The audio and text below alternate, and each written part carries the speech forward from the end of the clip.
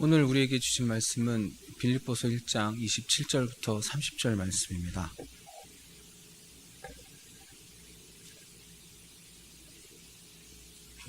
이제 봉독하겠습니다. 오직 너희는 그리스도의 복음에 합당하게 생활하라. 이는 내가 너희에게 가보나 떠나 있으나 너희가 한 마음으로 서서 한 뜻으로 복음의 신앙을 위하여 협력하는 것과 무슨 일에든지 대적하는 자들 때문에 두려워하지 아니하는 이 일을 듣고자 함이라. 이것이 그들에게는 멸망의 증거요 너희에게는 구원의 증거니 이는 하나님께로부터 난 것이라. 그리스도를 위하여 너희에게 은혜를 주신 것은 다만 그를 믿을 뿐 아니라 또한 그를 위하여 고난도 받게 하려 하심이라. 너희에게도 그와 같은 싸움이 있으니 너희가 내 안에서 본 바요 이제도 내 안에서 듣는 바니라. 하나님께서 이 말씀을 통해 우리에게 은혜 주시길 원합니다. 사랑해 주님 감사합니다. 주님의 말씀을 듣는 시간입니다. 말씀 앞에 나아가 더욱더 신실한 마음으로 주의 음성 듣게 하시고 들려주신 그 음성으로 우리의 삶을 새롭게 조율하고 복음에 속한 자로서 주님을 사랑하는 이로서 하나님의 백성된 삶으로 나아가는 저희가 될 수 있도록 주님 함께하여 주옵소서. 예수님의 이름으로 기도드립니다. 아멘. 오늘 말씀 1장의 마지막 부분이에요. 1장의 마지막 부분에 있는 넉 절밖에 되지 않지만 어쩌면 전체 빌립보서의 중심이 되고 핵심이 되는 말씀이다. 이렇게 이야기할 수 있을 것 같아요. 일단 그 내용을 우리가 읽어갈 때 우리말로 보면 잘 느끼지 못하지만요. 원어적인 성경으로 보게 되어지면은 또 다르게 느낄 수 있는 것이 한 가지가 있대요. 그것은 그 군대 용어가 많아요. 전투에 대한 사용되어지는 로마 제국의 군사들에게 적용되어지는 그런 단어들이 많이 담겨져 있어서 이 말씀을 읽는 이로 하여금 긴장감을 가지고 읽을 수밖에 없게 하는 말씀이 오늘 본문의 말씀이래요. 마치 에베소서 6장에 있는 말씀처럼 진리의 띠, 의의 호심경, 또 평화의 복음의 신발, 믿음의 방패, 구원의 투구, 성령의 검을 가지고 악한 대적과 싸워 이겨야 된다라고 강력하게 요청하고 계시는 바울사도의 또 다른 음성이 이 말씀을 통해서 들려지는 것 같기도 하다 하는 말씀이에요.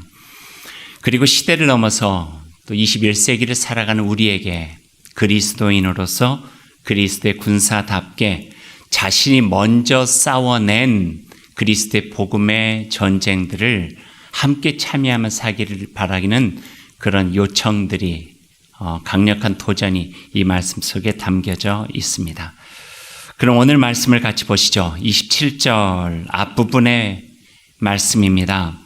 오직 너희는 그리스도의 복음에 합당하게 생활하라. 그리스도의 복음에 합당하게 생활하라.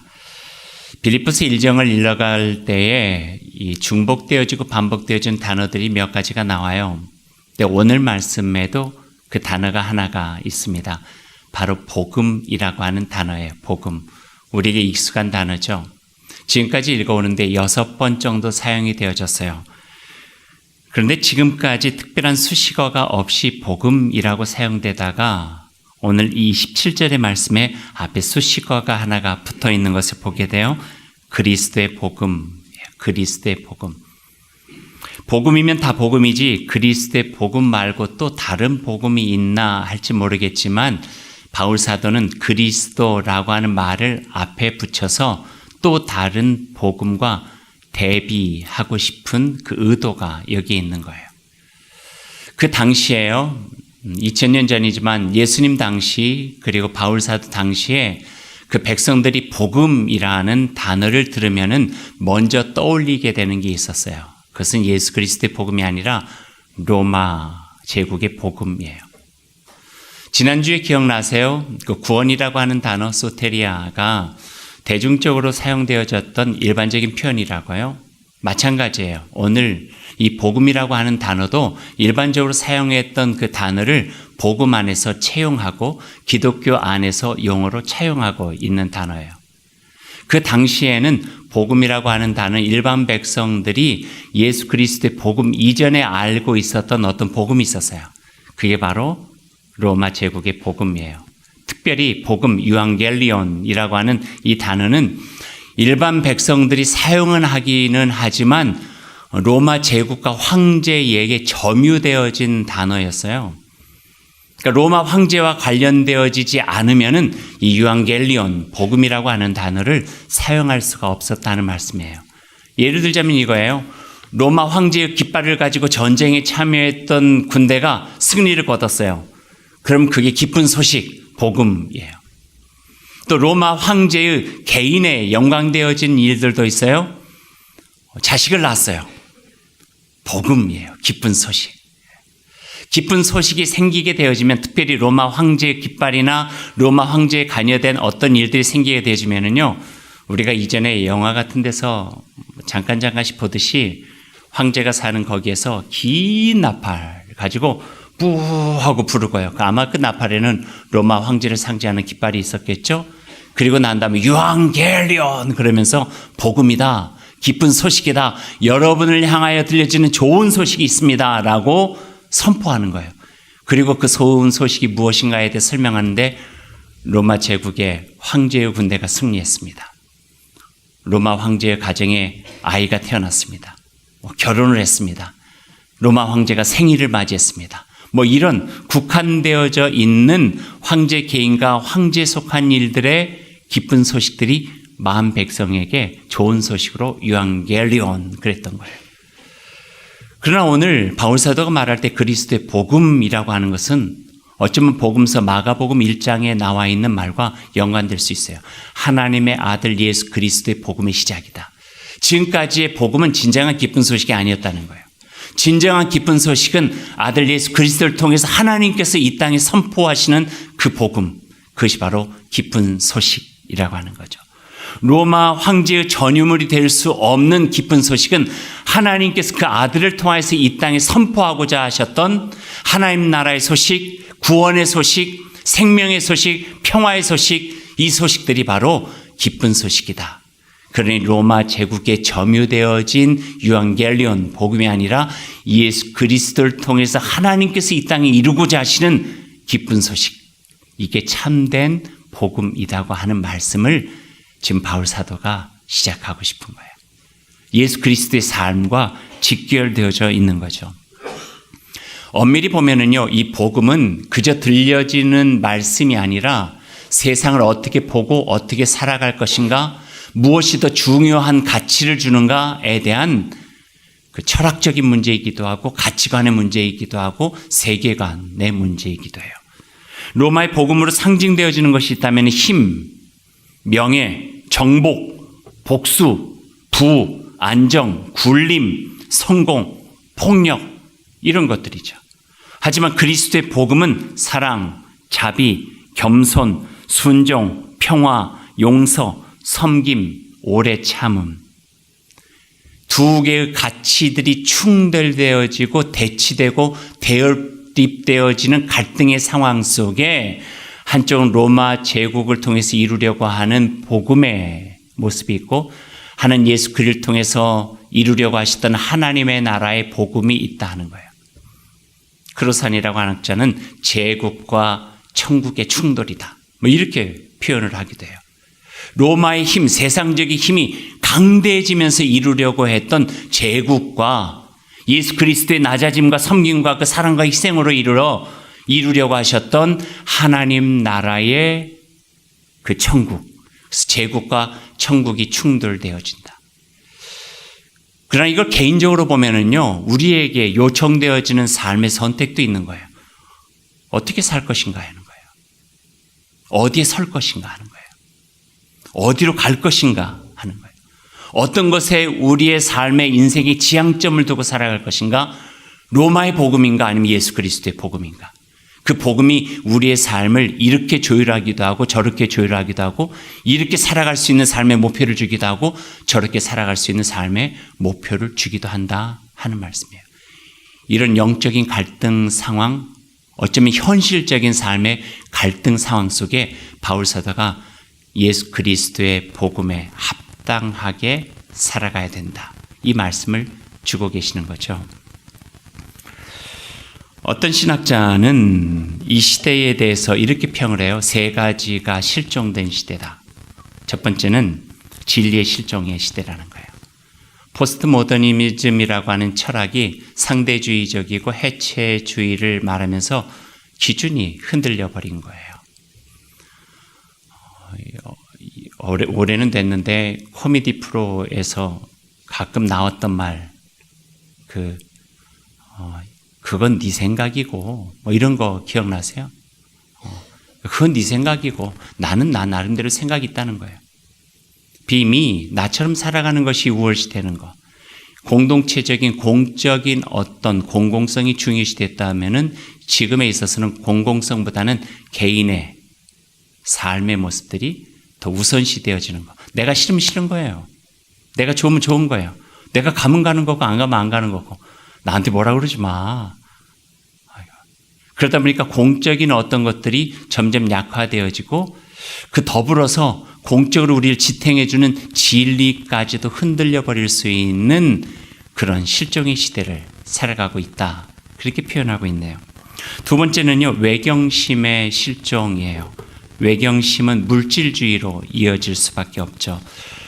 요즘 어떤 분이 단편적으로 그렇게 이야기를 해요. 검색만 있고 사색이 없는 얄팍한 시대를 우리가 살고 있다. 인정하시는지 모르겠어요. 아는 것은 많이 있는 것 같은데 삶은 그 표면을 사는 것과 같은 그런 모습이에요. 고급 지식과 정보는 많이 알아. 전문가는 많이 생겼는데 그 지식이 내면화되면서 삶의 지혜로 만들어지는 깊이 있는 삶은 실종이 되어버렸다 하는 거죠. 목회자들끼리 이야기하다가 어떤 목사님이 하는 이야기를 제가 들었어요. 요즘에 설교하기가 겁난데요. 설교 이렇게 한참 하다가 열심히 하는데 어떤 분이 스마트폰을 빼가지고 이렇게 보면은 갑자기 겁난대요.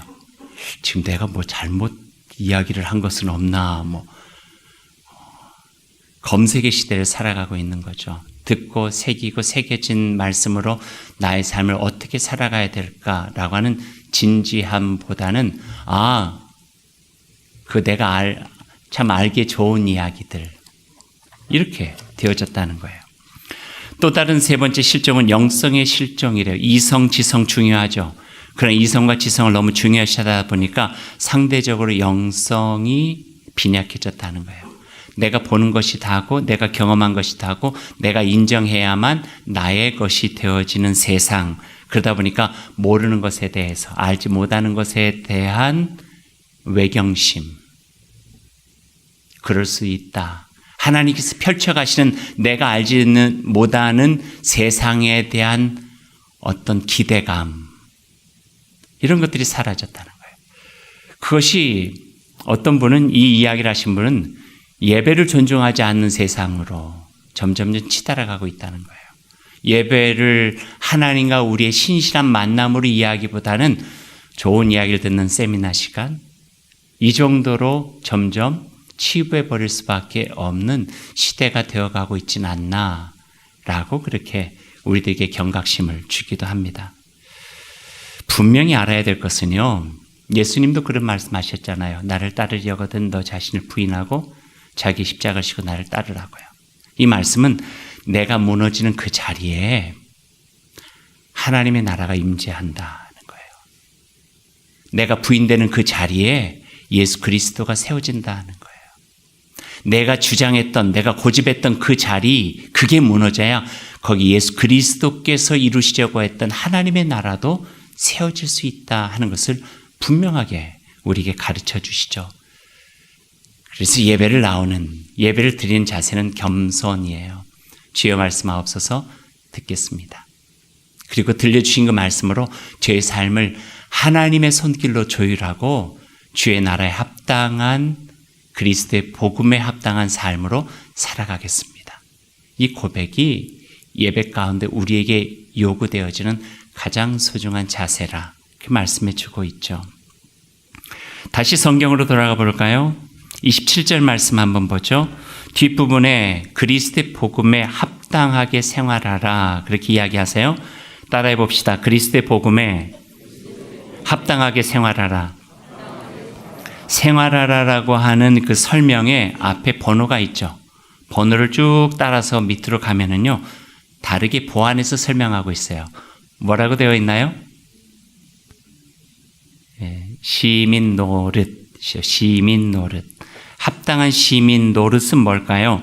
하나님 나라의 시민에 걸맞는 삶에 대한 이야기예요. 그리스도의 복음을 간직했으면, 주님의 말씀을 들었고 그거에 대해서 아멘으로 끄덕거렸으면 그 말씀이 내 안에서 합당하게 표현되어져야 된다 하는 거예요. 그것이 생활이고 그게 시민 노릇이라는 거예요. 어디 가서나 저 사람은 하나님의 나라에 속한 백성이고 천국의 시민권을 가지고 있는 그리스도인이라고 하는 것들이 얼핏 드러나는 그 삶이 우리에게 있어야 된다 하는 거죠. 우리가 갑자기 완성된 그리스도인을 살아갈 수 있나요? 그건 힘들어요. 모든 이들에게 참 힘든 일이에요. 그러나 내 마음속에 그리스도의 복음 안에서 지향하는 바가 생겼다면은 하나씩 둘씩 내 안에서 조율해 나아가면서 그분의 말씀에 또 그리스도의 복음에 합당한 시민다운 모습으로 조금씩 더 성숙해가고 성화되어 가는 그 모습이 우리에게서 드러나야 된다고 하는 말씀을 해주고 계시는 거예요. 좀 더 구체적으로 보니까요, 27절과 28절에 복음에 합당한 시민 노릇에 대해서 설명하고 있어요. 첫 번째는요, 한 마음으로 서서 한 뜻으로 복음의 신앙을 위해 협력하는 것, 이것이 바로 시민 노릇이래요. 오늘 성경 한번 보시죠. 27절 말씀 한번 보세요. 이는부터 한번 같이 읽어보죠. 이는 내가 너희에게 가보나 떠나 있으나 너희가 한 마음으로 서서 한 뜻으로 복음의 신앙을 위하여 협력하는 것과, 다양한 사람들이 모인 집단이 한 마음이 된다고 하는 것 쉽지 않아요. 또 나름대로 우리가 갖고 있는 게 있는데요. 생각도 있고 경험도 있고 살아온 어떤 이력도 있는데요. 그러니 다양한 사람들이 모이면은요, 내가 옳다, 네가 옳다 하기가 쉽죠.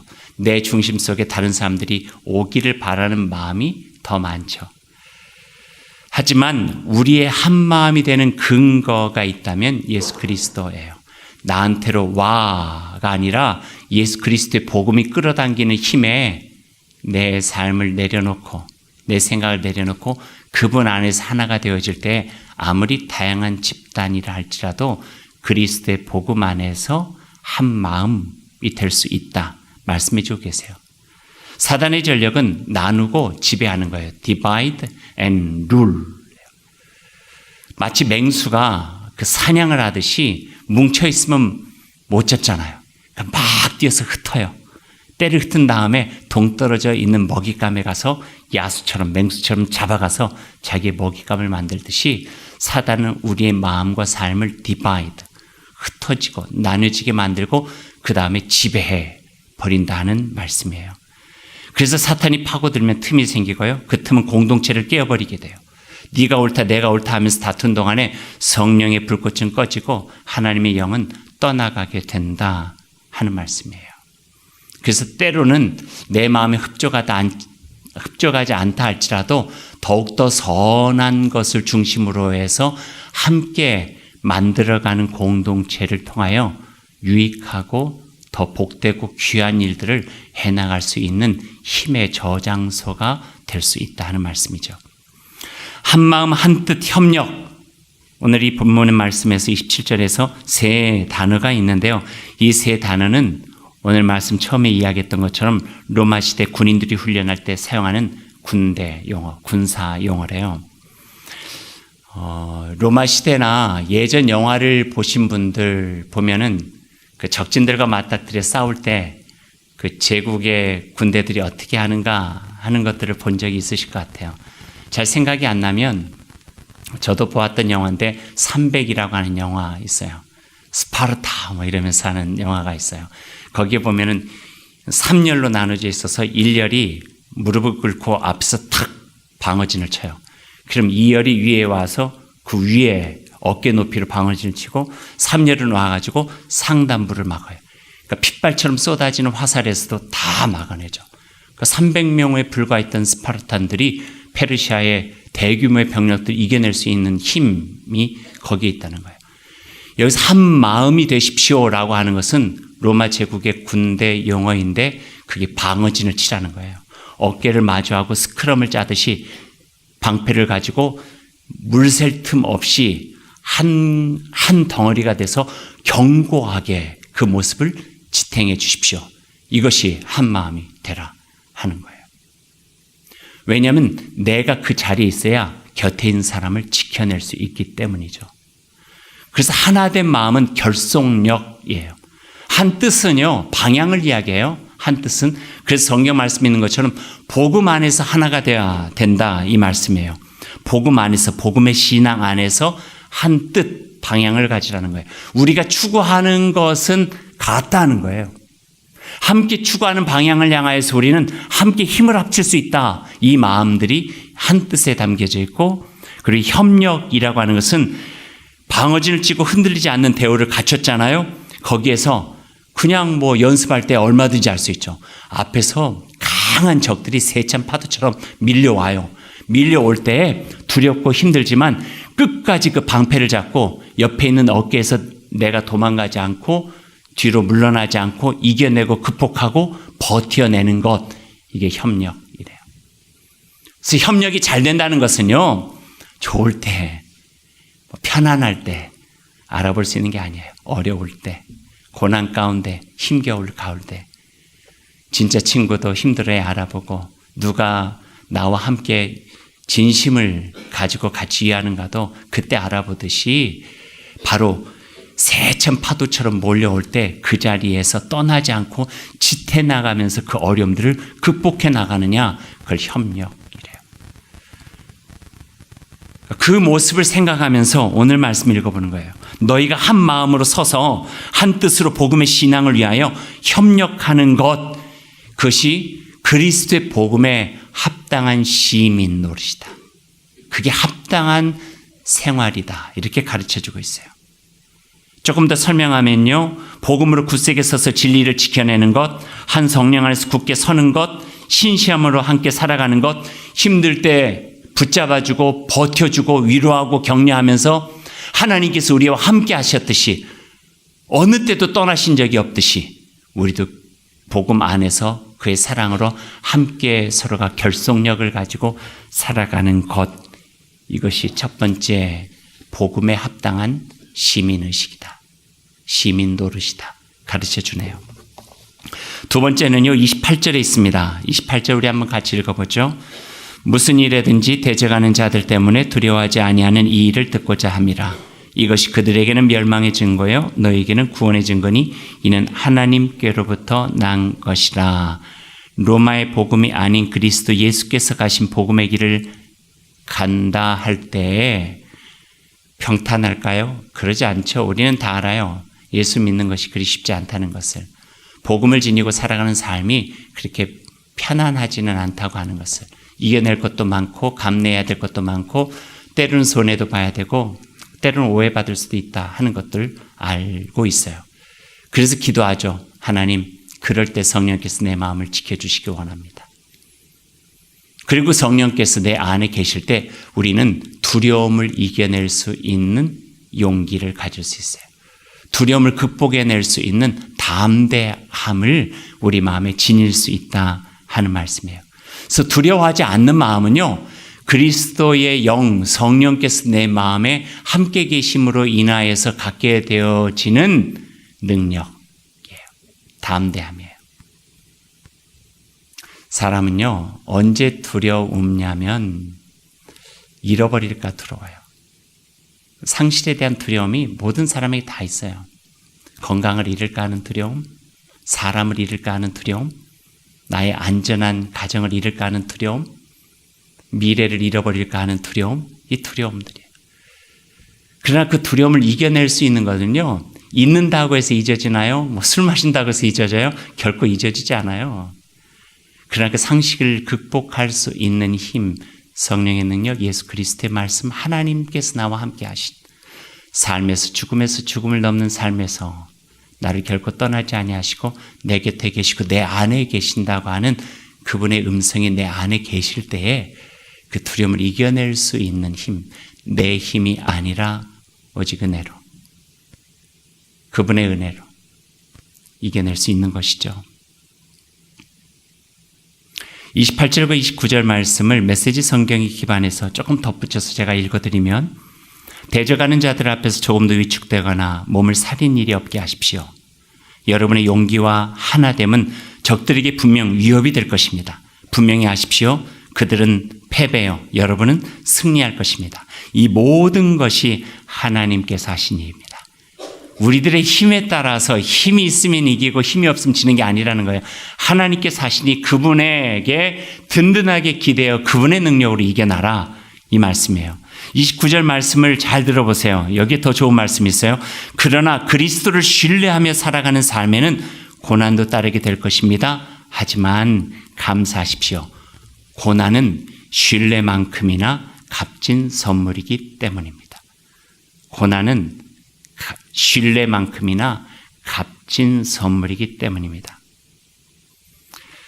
제가 살아오면서 고난을 엄청 받은 것은 아니지만 그래도 이 말씀이 참 좋네요. 왜냐면 언제 받을지 모르는 어려움들, 저도 나이 먹으면 건강 잃잖아요. 이런저런 일 없겠어요? 생각하지 못했던 일들이 당혹스럽게 우리에게 다가올 수 있는 상황들이 있을 수밖에 없는 것이 우리들의 인생의 모습인데요. 그러니까 그걸 이겨낼 수 있는 것은 나약하게는 하나님 그런 일 없게 해주십시오의 기도겠지만, 또 하나는 하나님 그분이 내 안에 계시기 때문에 제가 두려워하지 않겠습니다. 제 힘으로는 이겨낼 수는 없지만 내 안에 계신 그분이, 그분의 힘이라면 제가 함께 이겨낼 수 있을 것 같습니다. 그거죠. 지금 그 이야기를 하는 거예요. 두려워하지 말라. 이게 그리스도의 복음에 합당한 시민들이 가져야 될 마음이라 하는 거예요. 얄팍하게 이것도 빗나가고 저것도 빗나가고 이것도 피해가고 저것도 피해가서 만사형통 탄탄대로 부귀영화 이걸 추구하는 게 아니라, 인생이라는 것이 그 단면 속에 우리가 부딪힐 수밖에 없는 어려움들은 많이 있지만 그 어려움 속에서 우리는 의르리한 어려움들을 택하게 하시고 복음을 위해서 어려움들을 감내할 수 있도록 도와주시고, 그 어려움 앞에서 뒤로 물러나지 않고 주님 예수 그리스도가 내 안에 계심, 주님 십자가를 바라보는 그 마음으로 이어갈 수 있도록 당찬 믿음과 견고한 믿음과 담대한 용기를 허락해 주십시오. 이게 그리스도의 복음에 합당한 삶의 자세를 가지고 살아가는 일이다, 이렇게 가르쳐 주고 있습니다. 이종록 시인의 짧은 시 하나를 소개해 드립니다. 마을이 가까울수록 나무는 흠집이 많다. 내 몸이 너무 성하다. 여러분 설교 노트에 그대로 담아놨어요. 마을이 가까울수록 나무는 흠집이 많다. 내 몸이 너무 성하다. 여기서 성하다는 깨끗하다, 말짱하다 하는 거예요. 너무 말짱한 몸으로는요, 아무것도 이룰 수가 없어요. 진정한 사랑은 아플 수밖에 없대요. 아픈 만큼 성숙하고 그 아픔이 그냥 아픔이 아니라 우리를 자라나게 하는 묘약이기 때문에 그렇죠. 아픔이 사랑이 되고 사람을 품게 하고요. 그리고 고생한 흔적, 사랑 때문에 참아낸 흔적, 안간힘을 써서 지켜낸 정직과 순전함이 나의 삶의 자리에서 하나님의 나라를 이뤄가고 값진 선물과 같은 열매를 누릴 수 있다. 그렇게 가르쳐주고 계세요. 상처가 그저 상처가 아닌 것은요, 생각해 보세요. 예수님의 손바닥에 난 못자국, 예수 그리스도의 옆구리에 난 창자국, 그게 그냥 못에 찔린 자국이고 창에 찔린 자국인가요? 아니죠. 그 못자국을 통해서 사랑이 흘러나갔고요. 그 옆구리의 창자국을 통해서요, 생명이 흘러나갔어요. 값진 생명과 사랑은 그저 주는 것이 아니라 예수 그리스도의 그 사랑의 희생과 생명 다한 지극한 마음이 바로 우리에게 다가오게 되었다는 거예요. 값진 것은요, 절대 거저 주어지는 것이 없다 하는 만고의 진리, 그 진리의 말씀이 오늘 우리에게도 있습니다. 이제 말씀을 맺죠. 30절 말씀 우리 한번 같이 보십시다. 너희에게도 그와 같은 싸움이 있으니 너희가 내 안에서 본 바요 이제도 내 안에서 듣는 바니라. 지금 사도 바울이 편지 1장을 이제 마무리를 하는 거예요. 어느 정도 한 매듭을 지면서 이렇게 이야기하는 거예요. 내가 복음 안에서 치열하게 살아왔다는 거예요. 복음의 진보를 위해서 내가 이런저런 참 모진 일들도 참 많이 있었다. 그러나 내가 부끄럽지 않은 것은 하나님이 나와 함께 하신 것이고 내가 달려온 길이 조금은 처절하고 힘들지만 결코 부끄러움이 아니라 값진 열매를 맺을 수 있는 길이었다. 그러니 30절 여러분도 이 복음의 전쟁 속에 참여하시기 바랍니다. 전쟁의 군사로 요청하는 거예요. 징집하는 거예요. 모병하고 있는 거예요. 내가 싸운 이 복음의 전선에 함께 서서 이 싸움, 그리스도의 복음을 위한 합당한 싸움에 함께 나아가십시다. 두려워하지 마십시오. 한마음 한뜻이 돼서 견고하게 서로를 결속력 있게 협력하여 하나님께서 우리를 부르신 그 부르심의 양을 향하여 함께 나아가십시다. 바울 사도가 이 이야기를 하고 있는 거죠. 저는 이 말씀 읽으면서 또 교육자 모임에서도 이 말씀 읽었고 금요 성경 공부에서도 이 말씀 읽으면서 한 사람이 떠올랐어요. 그것은 바로 광야의 벌판에 서 있었던 모세예요. 40년 광야가 끝난 다음에 약속의 땅이 허락되지 않았어요? 그래서 느보산 기슭에 서서 신명기의 마지막 부분을 그 백성들에게 설교하고 있어요. 여러분 앞에 팔레스타인, 가나안 약속의 땅이 펼쳐져 있습니다. 나는 갈 수가 없습니다. 하지만 여러분 강하고 담대하십시오. 두려워하지 마십시오.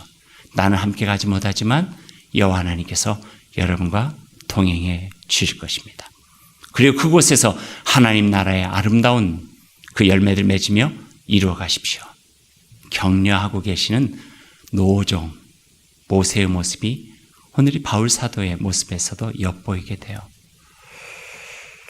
그런 모습으로 우리의 인생을 마감할 수 있다면 얼마나 큰 기쁨이고 얼마나 큰 보람이고 얼마나 큰 감사할까요? 마지막까지 내 것을 놓지 못해가지고 움켜잡은 모습처럼요. 참 안쓰럽게 보이는 게 없어요. 우리 마음에 들려주신 하나님의 말씀, 그 말씀으로 나의 모든 것을 내려놓을 때 하나님의 나라가 세워지고 그 나라에서 들려주는 복음으로 내 마음을 무장하고 우리의 인생의 여정을 살아갈 수 있다면 하나님께서는 우리가 생각하지도 않고 기대하지도 않았던 값진 열매 주시고 그 열매를 통해서 주께 영광 될 수 있게 해 주실 것입니다. 그 여정을 함께 가는 저와 여러분 될 수 있기를 소망합니다. 기도하십시다.